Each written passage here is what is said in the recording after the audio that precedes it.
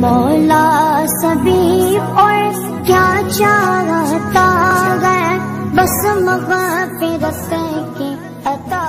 چاہتا۔ سامنے تلاوت کیا ہے اسی آیت کا ابتدائی حصہ اس سے پہلے درس میں پڑھا سنا جا چکا ہے۔ میں نے عرض کیا تھا ایک موقع پر کہ اللہ تبارک و تعالی نے سورہ البقرہ کے دوسرے نصف میں ابواب البر کو بیان کیا ہے، نیکی کے کام۔ ابواب البر کا معنی نیکی کے کام، تو ان کا بیان فرمایا ہے اللہ تبارک و تعالی نے۔ ان نیکی کے کاموں میں سے ایک کام ہے حج اور عمرہ۔ تو اللہ تبارک و تعالی نے اس آیت نمبر 196 کے اندر حج اور عمرہ کے احکام کو بیان فرمایا۔ آیت شروع ہو رہی تھی وَأَتِمُّ الْحَجَّ وَالْعُمْرَةَ لِلَّهِ، پورا کرو حج کو اور عمرہ کو اللہ کے لیے۔ میں نے عرض کیا تھا کہ یہ آیت کریمہ نازل ہوئی تھی سن 6 ہجری میں، حج فرض ہوا ہے سن 3 ہجری میں۔ فرضیت حج کے لیے جو آیت کریمہ نازل ہوئی تھی وہ ہے وَلِلَّهِ عَلَى النَّاسِ حِجُّ الْبَيْتِ مَنِ اسْتَطَاعَ إِلَيْهِ سَبِيلًا۔ یہ آیت کریمہ نازل ہوئی تھی، اس سے حج کی فرضیت ہوئی تھی، اس لیے اس میں اکیلے حج کا تذکرہ ہے، عمرے کا تذکرہ نہیں ہے۔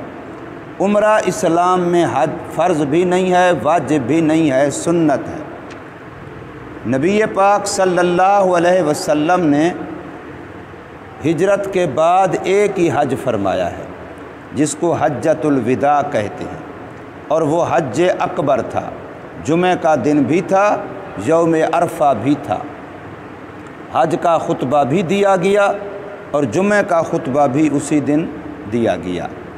تو وہ حج اکبر تھا۔ اور عمرہ نبی پاک صلی اللہ علیہ وسلم نے ہجرت کے بعد 4 عمرے کیے ہیں۔ ان میں سے ایک عمرہ جو سن 6 ہجری میں رسول اللہ صلی اللہ علیہ وسلم اپنے ایک خواب کی بنیاد پر عمرے کے احرام کے ساتھ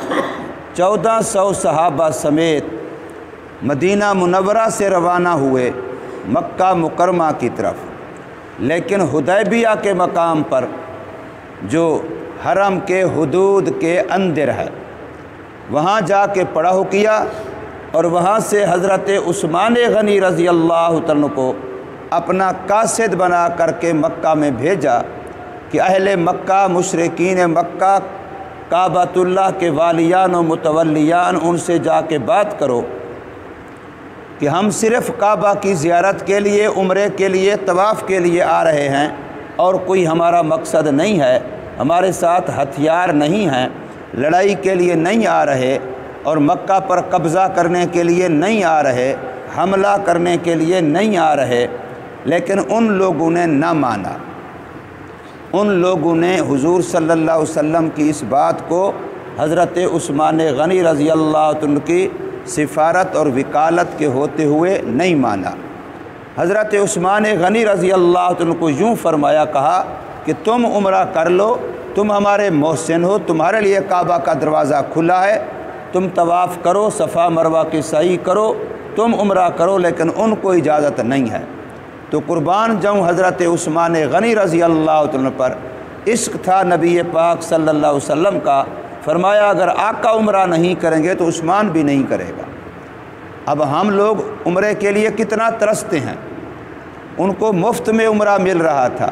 اور کعبہ میں گئے ہوئے تھے، مکہ میں گئے ہوئے تھے، لیکن نبی پاک صلی اللہ علیہ وسلم کا عشق تھا، فرمایا کہ حضور صلی اللہ علیہ وسلم کے بغیر عثمان عمرہ نہیں کرے گا۔ دیر ہو گئی بات چیت میں، ادھر افواہ پھیل گئی کہ حضرت عثمان غنی رضی اللہ تعالیٰ عنہ کو شہید کر دیا گیا ہے۔ تو حضور صلی اللہ علیہ وسلم نے 1400 صحابہ سے ایک درخت کے نیچے جو مقام حدیبیہ میں تھا بیعت لی اس بات پر کہ جب تک حضرت عثمان رضی اللہ عنہ کو خون کا بدلہ نہیں لیں گے، قصاص نہیں لیں گے اس وقت تک ہم واپس نہیں جائیں گے۔ اور وہاں جو بیعت ہوئی ہے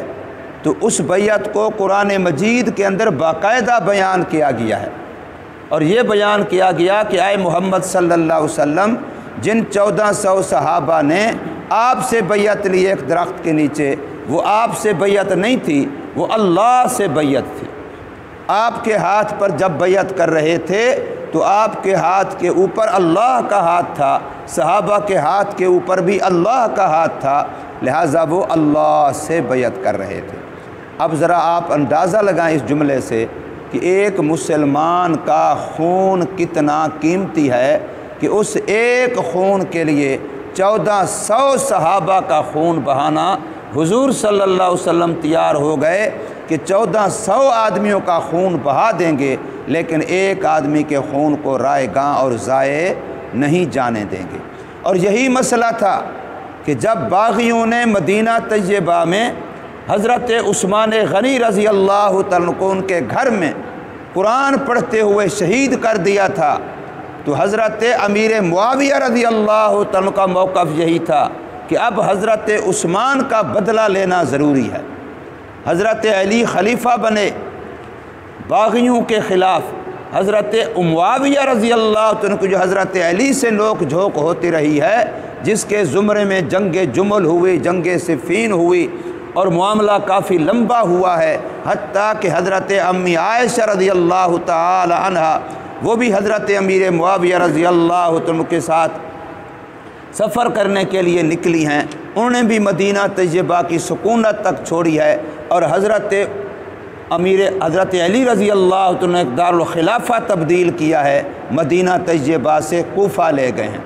حضرت ابو بکر صدیق کا دارالخلافہ مدینہ طیبہ تھا، حضرت عمر فاروق کا دارالخلافہ مدینہ طیبہ تھا، حضرت عثمان غنی رضی اللہ عنہ کا دارالخلافہ مدینہ طیبہ تھا، لیکن اب حضرت امیر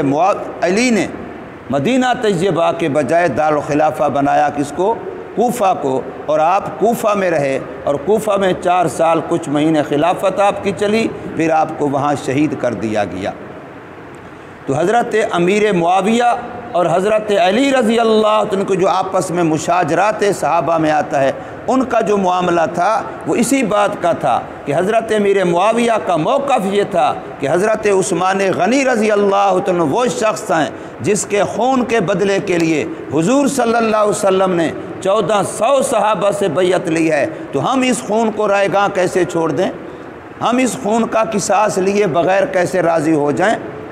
اس لیے باغیوں قاتلوں سے ان کے خون کا قصاص لینا اسلامی حکومت کی ذمہ داری ہے، اور آپ خلیفہ برحق ہیں، لہٰذا آپ ان سے قصاص لیں۔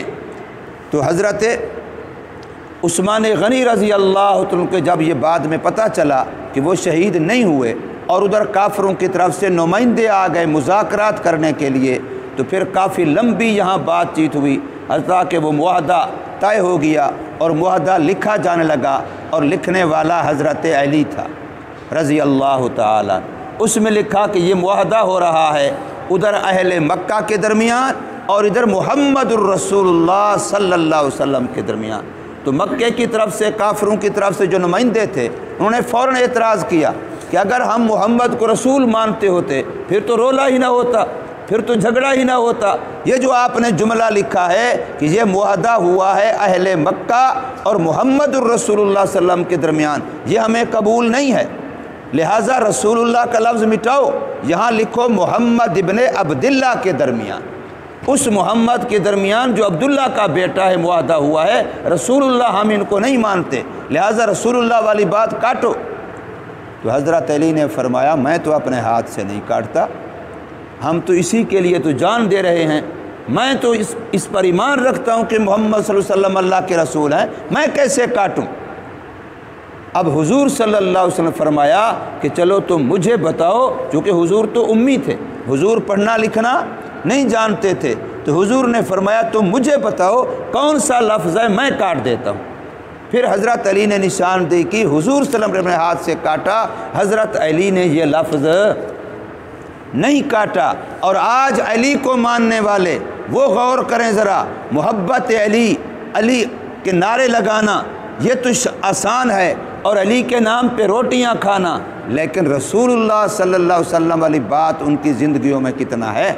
حضور صلی اللہ علیہ وسلم والا لباس نہیں ہے، حضور صلی اللہ علیہ وسلم والے اخلاق نہیں ہیں، حضور صلی اللہ علیہ وسلم والا اسوہ حسنہ نہیں ہے، سیرت طیبہ نہیں ہے، سنت مقدسہ نہیں ہے، حضور صلی اللہ علیہ وسلم والی نماز نہیں ہے، حضور صلی اللہ علیہ وسلم والا وضو نہیں ہے، حضور صلی اللہ علیہ وسلم والی پوری شریعت نہیں ہے، حتیٰ کہ وہ قرآن جو محمد صلی اللہ علیہ وسلم پر نازل ہوا یہ تو اس قرآن کو بھی نہیں مانتے، کہتے ہیں قرآن اور اصل ہمارے امام کے پاس ہے جو غار میں چھپا ہوا ہے، آخری اور 11واں امام، وہ جب آئے گا تو اصلی قرآن لے کر کے آئے گا، اس وقت تک ہم اس قرآن پر گزارا کر رہے ہیں، اس قرآن میں تو تغیر تبدل کر دیا گیا ہے، اس میں سے تو فلاں فلاں چیزیں کاٹ دی گئی ہیں۔ تو گویا میرا کہنے کا مطلب یہ ہے کہ جو لوگ علی کے نام پہ نعرے لگاتے ہیں، علی کے نام پہ روٹیاں کھاتے ہیں، کیا ان کو یہ نظر آتا ہے کہ علی تو وہ شخص ہے جو رسول اللہ صلی اللہ علیہ وسلم کا لفظ مٹانے کو تیار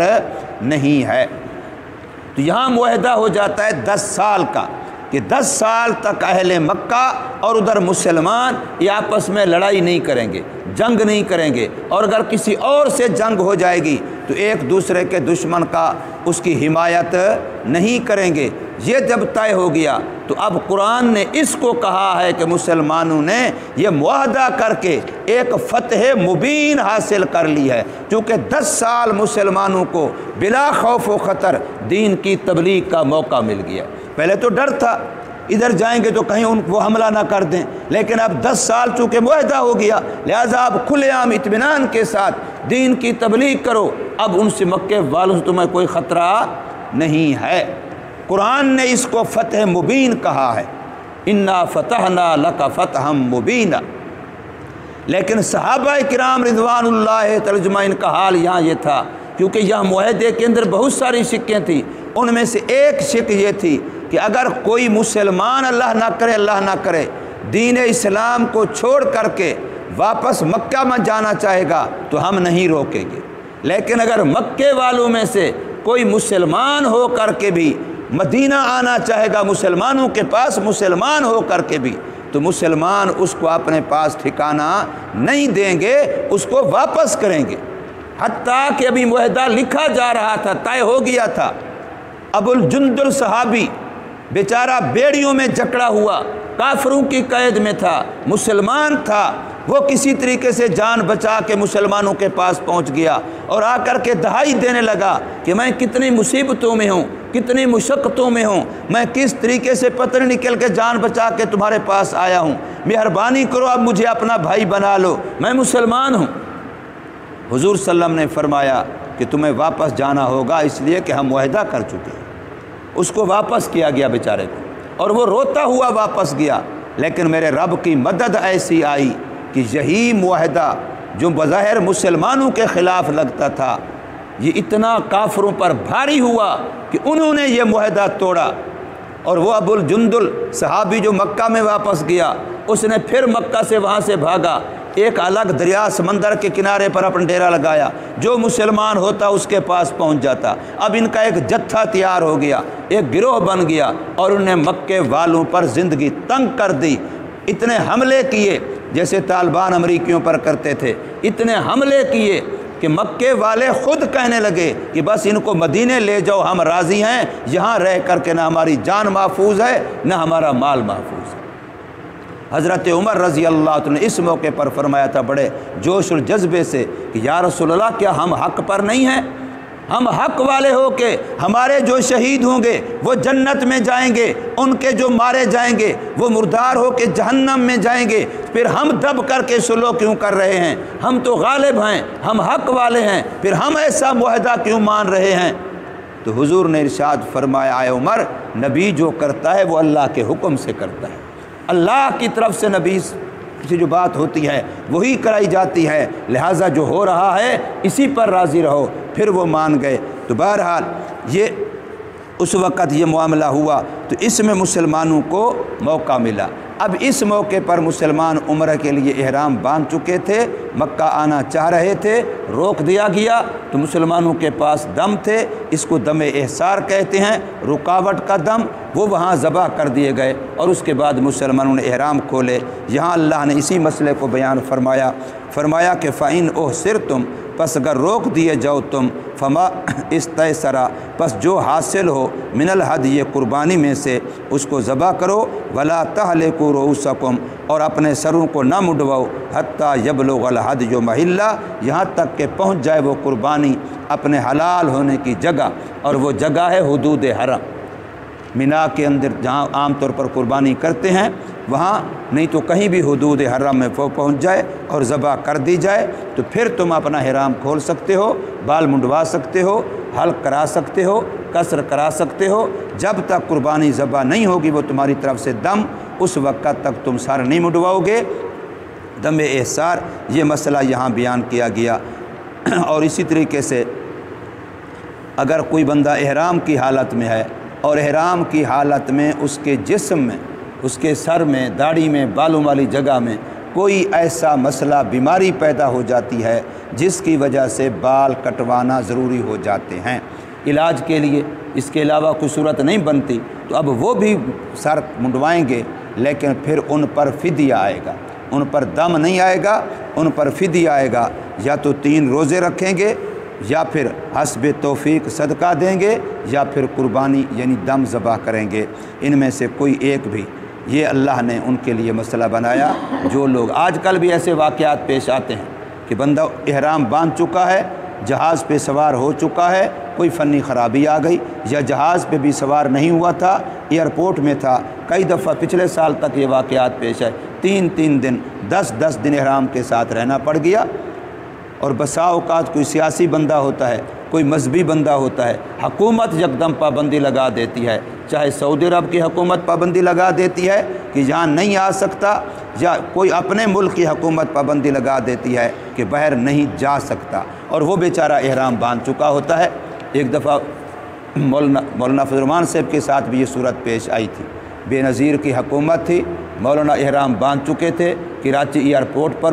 پہنچ چکے تھے، انہوں نے ایئرپورٹ پر روک دیا، جہاز پر سوار نہیں ہونے دیا۔ مجھے اچھی طرح یاد ہے، پھر مولانا کئی دن احرام کی حالت میں رہے، کراچی میں رہے، ادھر دم ذبح کیا گیا، پھر بعد میں انہوں نے احرام کھولا۔ تو اس طرح کے واقعات آج بھی پیش آ جاتے ہیں، تو یہ مسئلہ ہے، ہمیں اس کا علم ہونا چاہیے، کیونکہ مسئلے کا جاننا 100 رکعت نماز نفل کا ثواب ہے۔ اللہ تبارک و تعالی سمجھ نصیب فرمائے۔